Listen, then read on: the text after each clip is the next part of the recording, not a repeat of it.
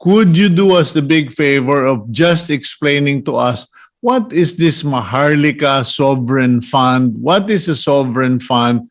Do we need it or don't we need it? Well, we need it if we have the investible funds, meaning funds that we can spare to invest in something.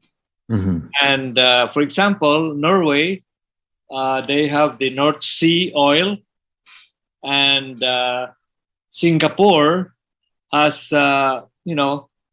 extra money, spare money to invest, and several other, even China has sovereign wealth funds. Mm-hmm. But let me start with the big picture for the Philippines.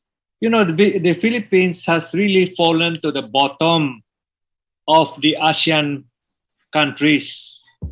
If we take out Laos, Myanmar, and Cambodia, we are at the bottom. We used to be at the top. We used to be at the top in the 60s, 70s, and early 80s. But then we discontinued our population program, and so the population ballooned. And in the meantime, the economy was not capable, was not large enough to satisfy the needs of so many Filipinos. So in other countries, they sustained their population management program, family planning, and so they were able to manage the size of their population consonant with the capability of the economy. Mm-hmm. So that is the thing. And so among ASEAN countries, it's only Indonesia, Singapore, because Singapore is a sui generis country. It's a special case. It's really a city-state, not a country. And then you have Indonesia. Mm-hmm. Indonesia has a lot of resources. They have oil. They have palm oil. They have the regular oil. Because Indonesia spans a huge land area, and therefore they have it's not like Norway. They have oil, so they have funds from oil to invest in this sovereign wealth fund. Yeah, So, but to what end, Secretary Pernia? Kasi, we can all discuss about where to get the money, but the question is, bakit ba ang kulit ng mga nasa Congress or ng mga politiko to put up the sovereign fund? I mean, I'm trying to figure out what do they imagine is the good that will come from putting up the Maharlika Sovereign Fund? yeah. Well, the idea is if we have this sovereign wealth fund, then it will grow over time because it's going to be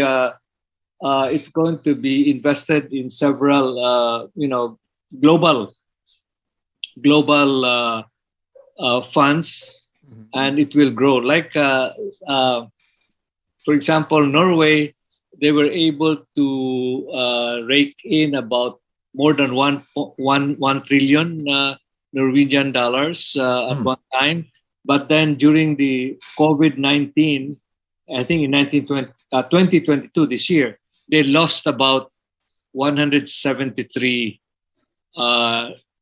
billion pesos. They gained something like more than 170 billion earlier, but then they lost it also because of the COVID. What's your personal opinion? Should we or shouldn't we? Well, as I said, we are the poorest in ASEAN right now. If we take out Myanmar, Cambodia, and Laos, we're the poorest among the seven ASEAN countries because of what I mentioned earlier. And so we are not really in the position to be venturing into this kind of a wealth fund and sovereign wealth fund. Okay. Yeah.